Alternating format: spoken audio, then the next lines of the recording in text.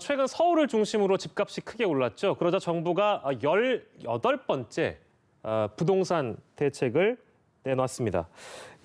고가 주택에 대한 대출 규제를 대폭 강화하고 종부세, 종합부동산세도 인상하기로 했는데요. 취재 기자 연결해서 들어보겠습니다. 배삼진 기자.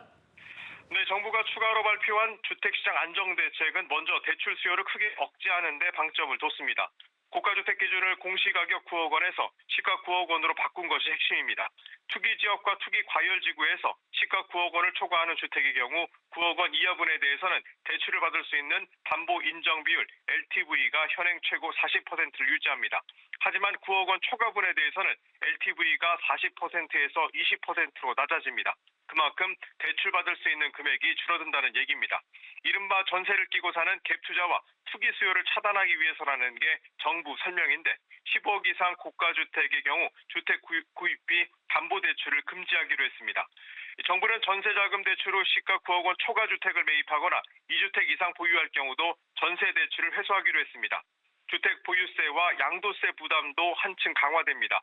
종합부동산세의 경우 세율을 최고 0.8%포인트 인상하고 서울 등 조정지역 2주택자의 경우 종부세 상한액을 전년에 200%에서 300%로 확대합니다. 현재 70% 미만인 공시가격도 내년부터는 고가주택을 중심으로 대폭 올리기로 했습니다.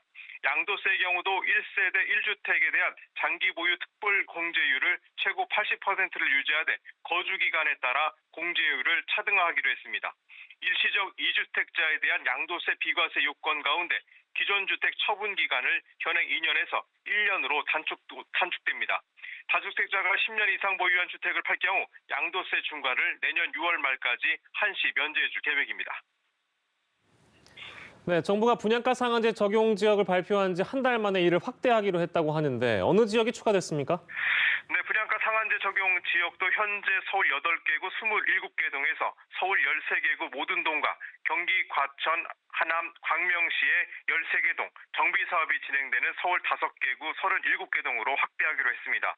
상한제 미적용 지역의 주택 매수세가 몰려 가격이 급등하는 풍선 효과가 일어났기 때문인데요. 이에 따라 기존 적용 지역에서 빠져있던 성동과 동작, 양천구를 비롯해 서대문구와 중구, 광진구도 새로 포함됐습니다. 강서 노원, 동대문, 성북, 영풍, 은평구에서 재건축이 진행 중인 37개 동도 당장 내일부터 분양가 상한제가 적용됩니다.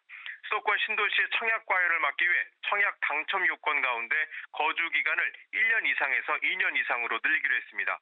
정부는 고가주택 매입 자금의 출처를 전부 조사하고 탈세 의심 거래의 경우 예외 없이 세무조사에 나서기로 했습니다. 또 내년 2월부터 국토부 내에 실거래가 상설조사팀을 신설해 불법 행위를 상시 조사할 방침입니다. 지금까지 보도국에서 전해드렸습니다.